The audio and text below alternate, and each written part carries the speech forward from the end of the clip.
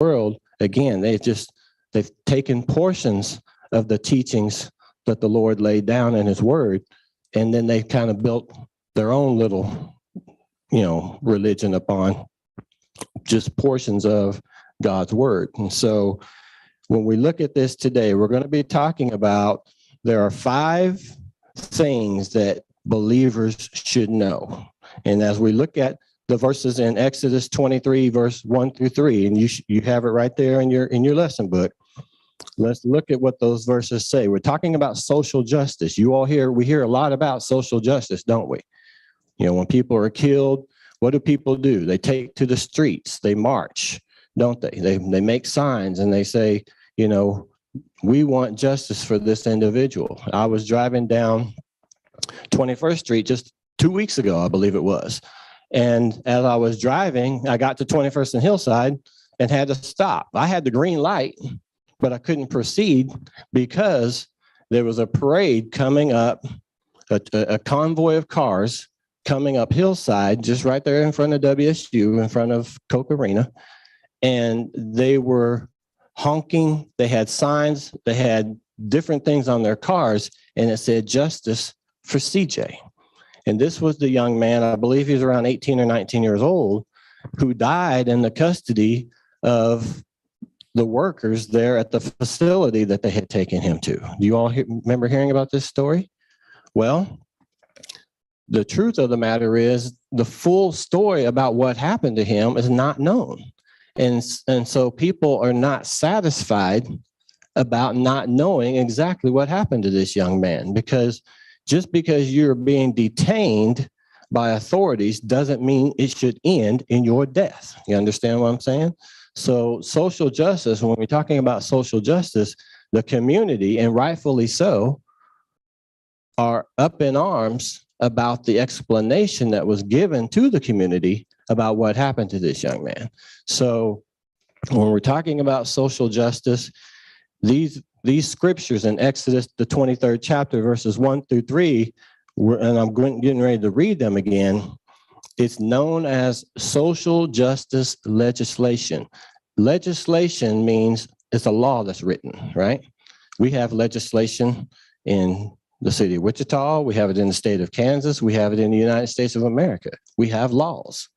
Laws are legislation. These are rules. These are ordinances. These are different things that we have agreed upon as a community and as a people that we want on our books as law.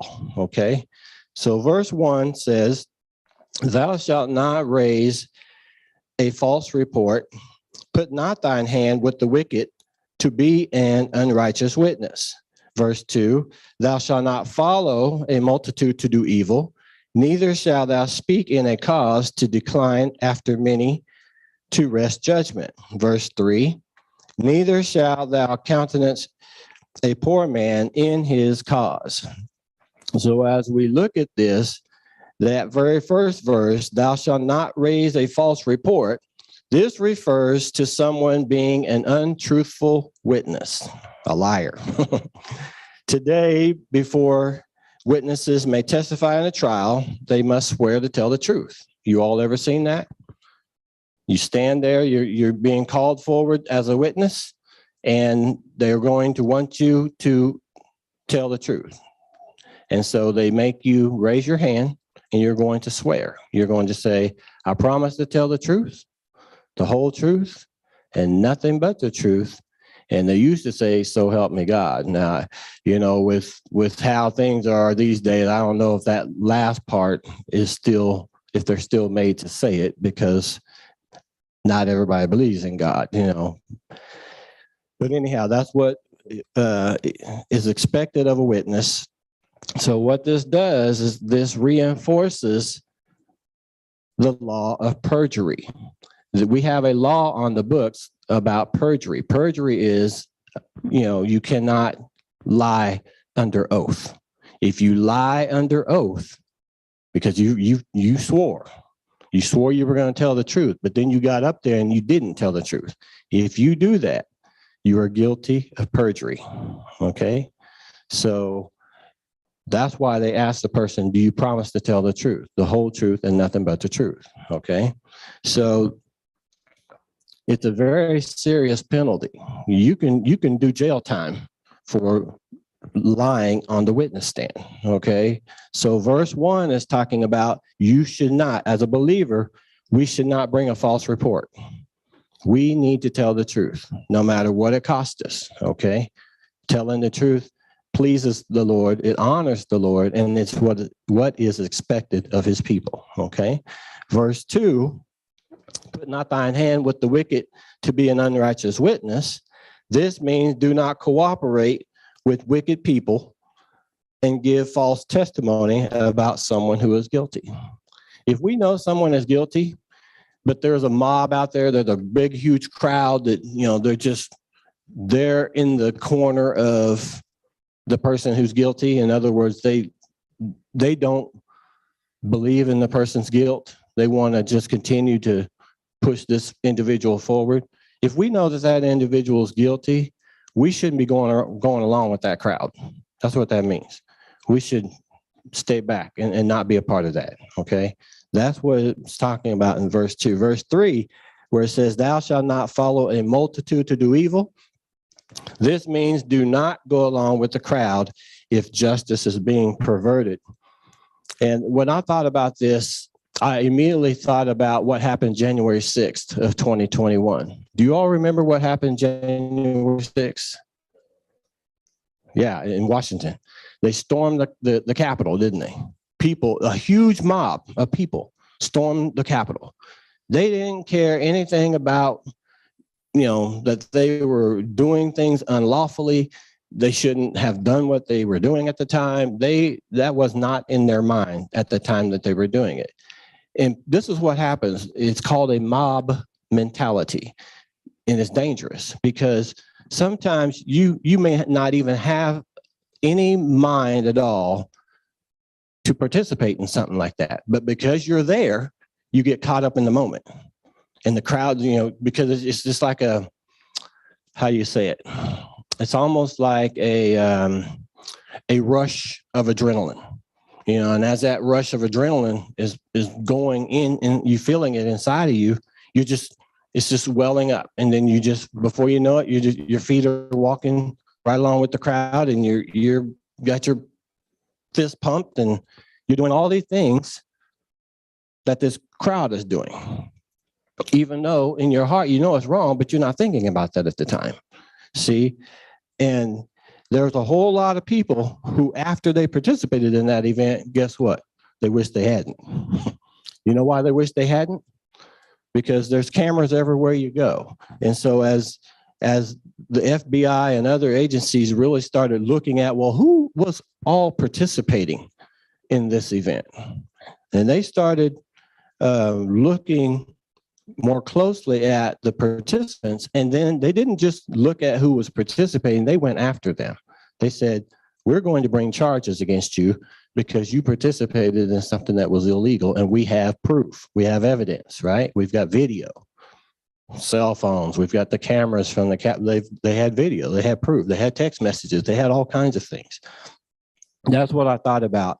That thou shalt not follow a multitude to do evil. We're talking about 5 things that believers should know. The first one, don't make a false report. Don't put your hand with the wicked to be an unrighteous witness. The third thing that we just talked about, do not follow a multitude to do evil. The fourth thing, neither shalt thou speak in a cause to decline after many to wrest judgment. This means do not fail to speak up when you see injustice. Even if your voice is outnumbered or unpopular. That's something very important for young people to know, because we those of us who are older, we've all experienced peer pressure. It's real. Peer pressure is just what it says. You're getting pressure from your peers, from your classmates, from people your age, and the pressure that you're feeling is for you to go along with what they want. And a lot of times it's not a good thing. It's what they want. I'm saying is not a good thing. They want you to do something that they know is not right. Well, in this situation, if a believer sees something that we see an injustice going on, but we're silent about it, shame on us. That's what this is talking about. We cannot be silent. We have to speak up. When we see some injustice, you got to speak up, even if our voice is outnumbered, which it will be, or unpopular, which it will be. These are just things we should expect. In a world like what we're living, if you have an opinion that's different than the majority, you're probably going to be talked about, aren't you? You're going to be mocked. You're going to be scorned. You're going to be ostracized, which means, kind of given the stiff arms, like, stay away from this person. That's what ostracized means. I don't want anything to do with him or her. But I said, this is the note that I wrote, people are scared of being labeled or disliked or ostracized. That's why people don't speak up. They're scared of being labeled. They're scared of being disliked.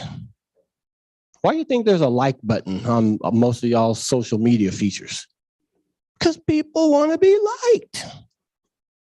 And if you like this, hit that button. Let me know you like it. I don't want to know that you don't like it. I only want to know if you like it. So people are scared of being labeled weird. They're scared of being disliked, and they're scared of being ostracized. That's why they don't speak up. But that's dangerous.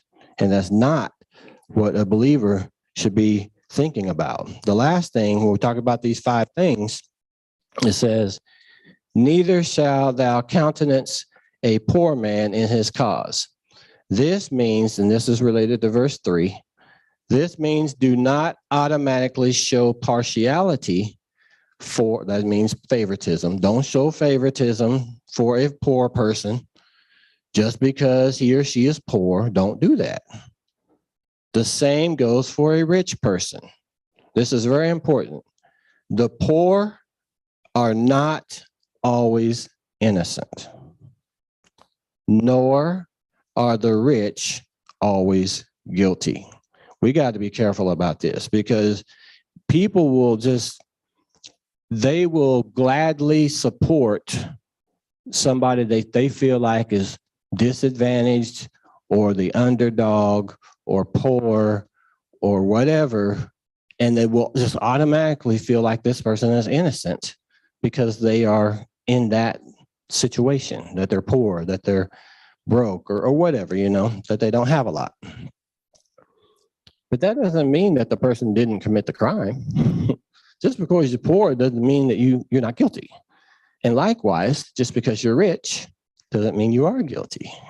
You hear a lot of people talking about, them rich folks, they're doing this, they're doing that. What proof do you have? How do you know that they're guilty of the things that you're accusing them of? We can't automatically just state that definitively, meaning like we know it's right no matter what.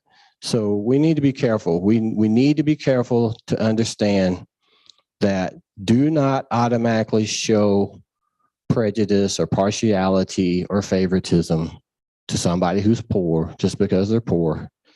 And the flip side is true also. Don't just assume that because somebody is rich that they're guilty, okay? The just child of God, that means if you're a righteous child of God, then you must be blind to both poverty and wealth when called on to make such a judgment. So let's say that I'm called to be a witness in a trial because I saw what happened. I know I have information. I have firsthand information about what transpired, what took place. Okay. And so because I'm an eyewitness and I was there, they're going to call me as a witness when the actual trial goes on, because when the trial takes place, then they call witnesses to have them tell what they know. And then the jury, right? The jury hears all the different accounts, and then they have to make a judgment whether the person's guilty or innocent, right? That's how it works. So if I'm called as a witness in a situation, I need to make sure that I've got blinders on, so to speak, and I'm disregarding the fact of whether the person's poor or rich. It should not make a difference. You understand what I'm saying? Because that's not what's on trial. What's on trial is whether the person committed the crime or not. So I can't think about whether or not the person's poor, rich, or their social status, economic status, or anything like that. Okay, you have to show that you're impartial. That means that you're not prejudiced, you're not swayed one way or another before you hear the facts. Okay. So the next thing we want to talk about is that how to. Wait a minute. Let me back up. Have you all heard this the saying "an eye for an eye"? Have you all heard that? You've heard it. Okay. Well, it is in the Bible, and it's in the Old Testament. Okay, so that means it's in the first section of the Bible, the first 39 books. But a lot of people have a misunderstanding about what it truly meant. And the true meaning of it was, if you, let's say you take somebody's eye out, an eye for an eye means that you're only going to exact straight justice. That means, you're only going to take their eye. You're not going to take their leg, their foot, and their knee, and their elbow. You're not going to take more than what happened to you. What happened to you was just this amount. So what you're allowed to I'm saying allowed, but the essence of it was that you would only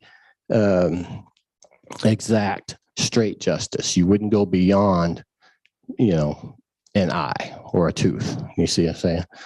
So it was not meant to be a situation that we could exact revenge or hatred. It wasn't for that purpose. So,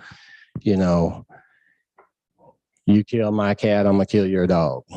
And I'm gonna kill also. I'm not only gonna kill your dog, but I'm gonna kill your horse, and I'm gonna kill your, whatever. We go beyond what happened to us. You see what I'm saying? So we have to be careful about that. It's very important that we understand how to treat one's enemy. Let's look at verse 4 and verse 5. If thou meet thine enemy's ox or his ass, which is a donkey, going astray, thou shalt surely bring it back to him again. If thou see the ass of him that hateth thee lying under his burden, that means he was carrying a load, but he fell under it, okay, and wouldest forbear to help him, thou shalt surely help him. So what the Lord is saying is, yeah, you may have a beef with this individual. You may, it may be your enemy. But if you see your enemy's animal that's hurt or needs help, you need to help them. You need to forget about, oh, he's my enemy, so I'm not going to help his animal. You see his animal right there in need of help. So we are required to help. It says, if thou meet thine enemy's ox or his ass going astray, thou shalt surely bring it back to him again. So, you got animals. I drive along western Kansas sometimes, and every now and again, you'll see a cow that gets outside of the fencing. It's gone astray, right? So what happens? You just leave the cow and just let the cow roam and potentially roam into the street and get killed? No. You round it up. You go get it, and you bring it back into the safe place with the other animals, okay? So the meaning of that is clear, that the just person, if you are really trying to live right, you're going to help a man or a person whose donkey has strayed, even if that person is an enemy. Okay? And likewise, in the next verse, it says, if thou see the ass of him that hateth thee lying under his burden, and wouldest forbear to help him, thou shalt surely help him. It says, similar to the above point, the just person is to help a person whose donkey has fallen with a load, even if that person is an enemy. Do you all remember the story of the Good Samaritan?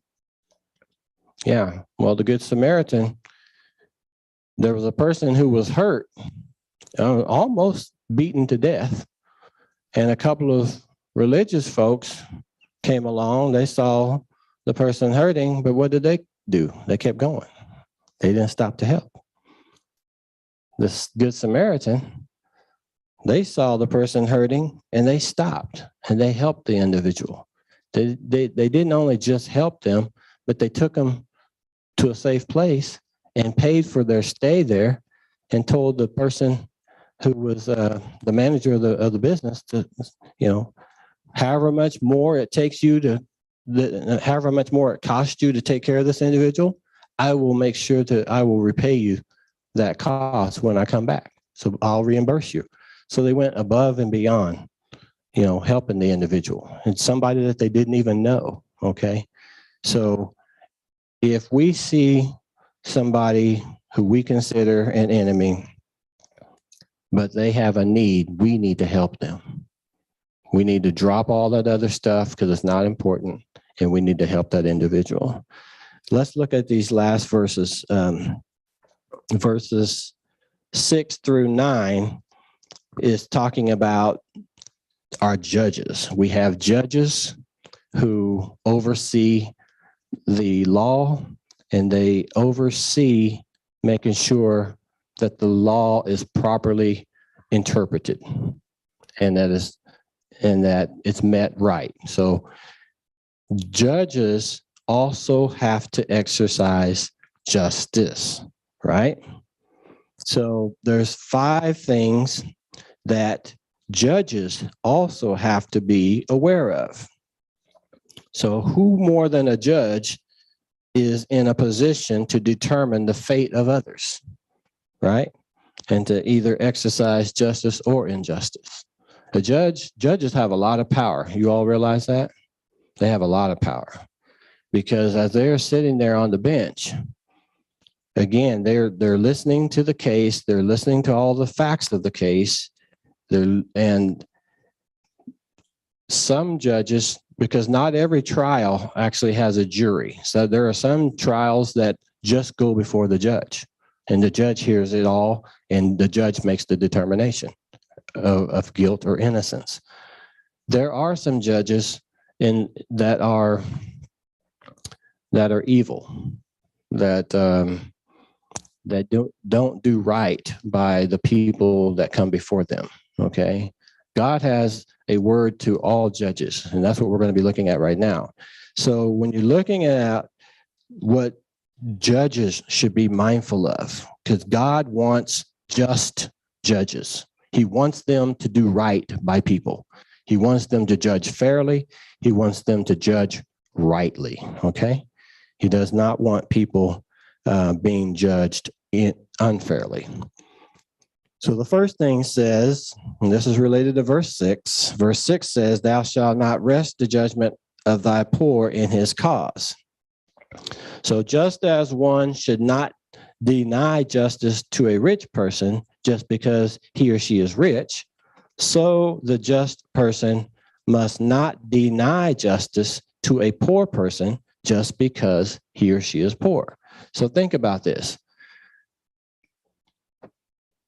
Just because you're poor, does that mean you shouldn't have a fair trial? Absolutely not.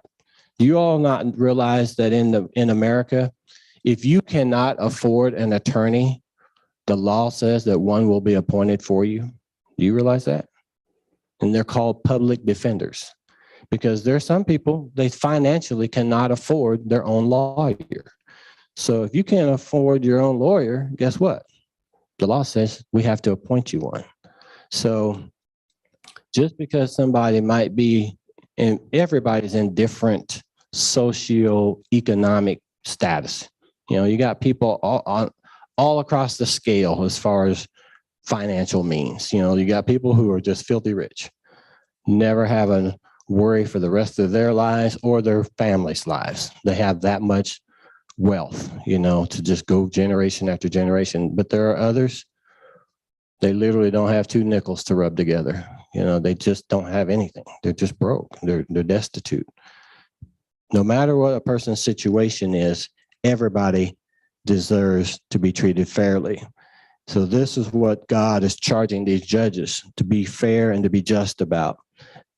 The second thing with these judges, keep thee far from a false matter. This is related to verse 7. The just person must at all cost avoid evil and injustice. One must consciously and deliberately steer clear of such things. Conversely, the clear implication is to maintain God's standard of justice at all times. As a believer of Jesus Christ, we need to maintain God's standard of justice at all times. That's what we're talking about. You're not up, you're not down, you're not, showing favoritism here, but then over here you're acting differently. No, God's got one standard. And as a follower of his, that's the standard we are to uphold each and every time we're called to. Okay. That's that, being on what they say, on an even keel, and making sure that God's standard of justice is maintained at all times. The innocent and righteous slay thou not, for I will not justify the wicked. This is the second part of verse 7. This passage could not be more clearer. A judge must never falsely charge anyone and must never put an innocent person to death. Do you all not realize that not every state, first of all, has the death penalty? Some states do not allow it. But for the states that still do allow it, there have been cases where innocent people were put to death. And that's a tragedy, isn't it? Because you can't bring them back. Once you have put them to death, they're gone. There is it's a company. I don't want to say company. It's like an organization, but it's called the Innocence Project. When I read this, I immediately thought about the Innocence Project. And what the Innocence Project really does, in essence, is that for people who are in prison, but there is evidence that they are innocent, even though they are behind bars at this time, what the Innocence Project will do is to bring up that evidence that shows and that proves their innocence and try to get their case heard before a judge again. Because new evidence, at the time that they were found guilty, maybe some of this evidence was not brought forward, right? Because just because people have evidence don't mean they're going to show it to you. See what I'm saying? Sometimes when the people are being unjust, that's what they're doing. It's like, even though we know this person's innocent, we got proof that they're innocent, we're not going to show that evidence because we want them to be found guilty. You understand what I'm saying? And so sometimes that has happened. What the Innocence Project will do is that they will take people's cases that they truly believe are innocent, and that they will do everything, make every effort that they can to get that person released from prison based upon the new evidence that they can present that can prove that this person is not guilty of what he or she was charged with. That makes sense? So a judge must never falsely charge anyone and must never put an innocent person to death. So that's very, very important. God will not let wickedness go unpunished. He sees everything. He knows everything. So if there is a situation like that, God sees it. He knows it. Even if this person is wrongfully in prison and God forbid, even put to death, God sees. And he is going to make sure that that judge is held accountable. You can believe it. And that's what we're talking about here. Let's look at the fourth thing. These are instructions to judges. And thou shalt take no gift. And this is dealing with verse 8. For the gift blindeth the wise and perverteth the words of the righteous. Sadly, bribing judges and other officials is a sin that has been committed countless times through the centuries. You all know what a bribe is, taking a bribe? So there's judges that they're sitting on the bench, people approach them, and they say, if you rule in our favor, we're going to give you this. You know, maybe it's a large sum of money, maybe it's something else, maybe it's property, whatever the bribe is. There are some judges, not all, there are some judges who are wicked enough, evil enough to accept the bribe. And guess what that does to their judgment? Are they going to judge fairly, this individual? No, because now they've been bribed to make a judgment in a certain way, no matter what the facts are of the case. God says that that's wrong, and he is warning them, do not do that, okay? Because he sees all of this. And so, sadly, like I said, judges and other officials sometimes do take bribes, even in 2022. Let's look at the last thing as far as the judges, instructions for judges. Also, thou shalt not oppress a stranger, for ye know that you know the heart of a stranger, seeing that ye were strangers in the land of Egypt. As with the previous verse, this injunction comes with an explanation. So just as the Israelites were once oppressed strangers in Egypt, I told you all that they were slaves, right? They were slaves in Egypt for over 400 years. And because of this, they should understand what it feels like, right? So just as the Israelites once were oppressed strangers in Egypt, so they are not to oppress strangers, people who aren't Israelites. So as a Samaritan or wherever this other individual may be from, they're not from the nation of Israel, right? They're a stranger. The nation of Israel is not to oppress these people. God says don't oppress them because you already know what it feels like. You had 430 years of experience being oppressed, right? As a stranger, because they were strangers in the land of Egypt. So when I thought about this, I immediately wrote a note about the golden rule. Do you all know what the golden rule is? Do unto others as you would have them to do unto you. You want people to treat you a certain way, right? Right? So because of that, guess what you should do? You should treat other people the way you want to be treated. That's what they're talking about. That's the golden rule. So Israel was instructed to not oppress the stranger when they come into your presence or when they come into your midst, okay? When you're around them, don't oppress them because you know what it's like. And if we live like this, we would have so much a better world, wouldn't we? If people would just treat others the way that they want to be treated instead of the way we do treat people sometimes. The last thing I want to bring out, two things, and then we're going to close out. A cry for justice. So we hear a lot about social justice in the news. And It says, it is only natural for victims of injustice to cry out for justice in every aspect of society. Studying the scriptures on social justice presents a clear picture of what it means for God's people to embody justice in society, how they are to both avoid injustice and exercise justice. Did you all get that? We need to do both, not just one or the other. You can't just avoid injustice. At the same time, you need to be practicing justice, right? You avoid the bad, which is injustice, but you practice the good, which is justice, okay?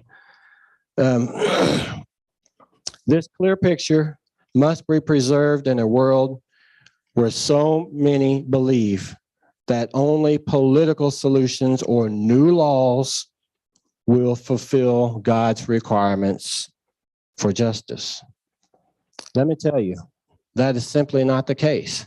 But people do believe that. And what I mean by that, you all, is that we see all kinds of social injustice. And rightfully so, we need to cry out against it, shouldn't we? Does making new laws, will making new laws automatically fix the problem? No. You know why? It's a heart thing, you all. People's hearts are evil. People's hearts are wicked. People's hearts need to be changed. And until their hearts are changed, which starts with a change of mind, you can't keep thinking evil and expecting that you're going to do something good. That's not going to happen. If you're thinking evil, then you're going to act evil. The way that we think is the way we usually act, okay? So it's important that we understand that that does not mean that we shouldn't make some new laws. There might be a need for some. But what I'm saying is just because some new laws might come about doesn't mean life is going to change all across the board. Unfortunately, there's still going to be cases of social injustice, right? Because you can just name names after names after names that have gone on just in the last 10 years of people who were killed in the hands of law enforcement, that what they were accused of should not have ended in their death, right? But it escalated, it got out of control, and their lives were snuffed out. And because of that, communities all across the nation are requesting, requiring, demanding our government to do something about it. Do something about it. And in some cases, they do want some new laws written so that the rights of individuals are protected, right? Because that's important. As individuals, we should have, well, we should have a right to live, right? We should have a right not to die just because we're accused of stealing a candy bar or something. You know, I'm just trying to make a point here.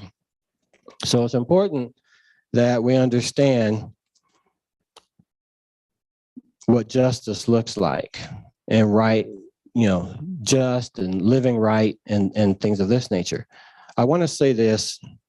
First of all, let me read this. While governments are capable of doing things that individuals cannot, according to God's word, individuals are always responsible for their own actions and decisions. Okay?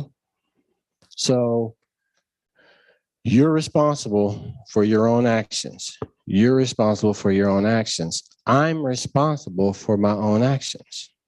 And so if I do something that the law says is illegal, I can expect that I'm going to have to answer for that because I broke the law, okay?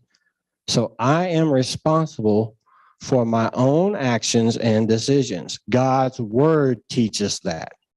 Each one of us are going to be held accountable for the deeds, for the actions done in this body, okay? You can't get away from it. You can't escape it. It's inescapable. So we can't blame the other person, which is that's a popular thing for people to do. It's so-and-so's fault. We're always looking to blame somebody else. No, sometimes we just have to own up to what we've done. But we are responsible. Ultimately, no one will be excused for inflicting or enabling injustice. You're not going to be excused for that. So if you're guilty of causing injustice, you're going to be held accountable. If not by man, through the government and the judicial system, you will ultimately be held accountable through the Lord God Almighty. Because like I said, he sees everything, he knows everything, and nothing escapes him. And we will be held accountable. There's two things I want to say in closing. And this might not be so popular for some to hear, but I'm just going to say it anyway. We hear a lot about Black Lives Matter, and Black lives do matter. You hear it called BLM, you know, we abbreviate different things. Here's what I want to say. All Black lives matter.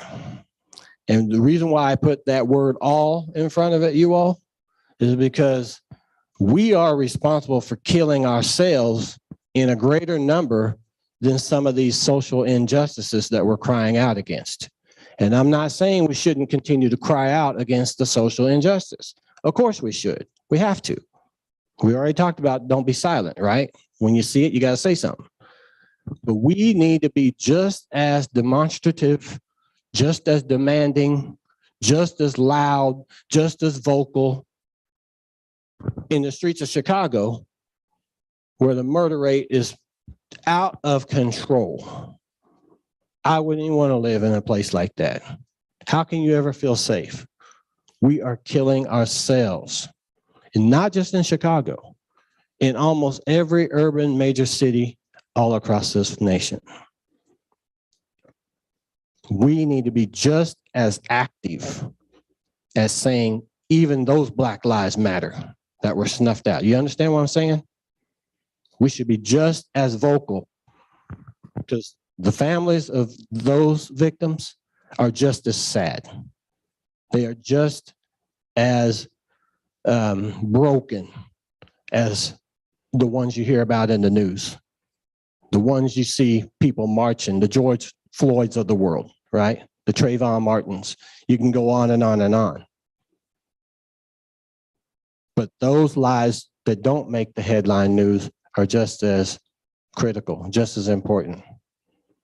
And we should be just as vocal as saying all Black lives matter, including the ones killed by our own people, okay?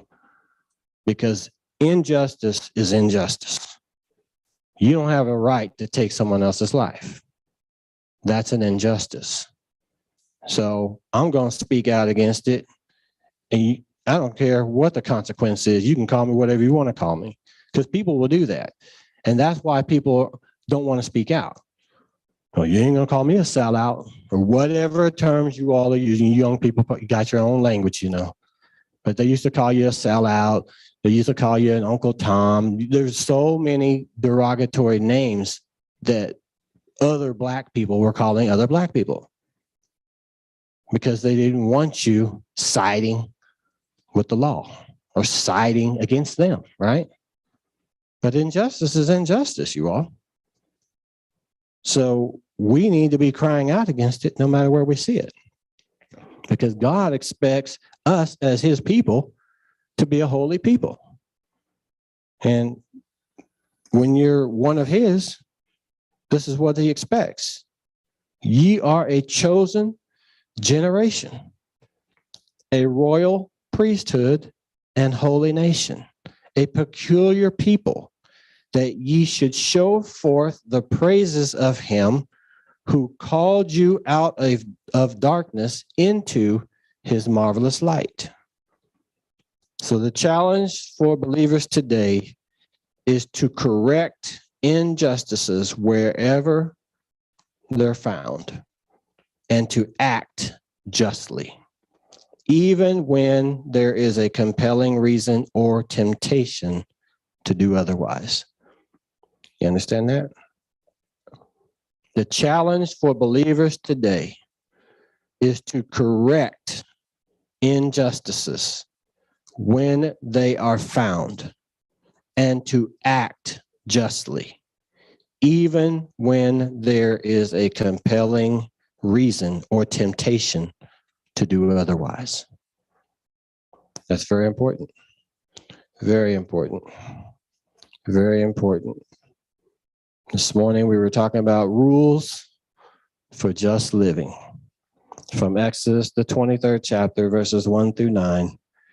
I pray that something was said on today that would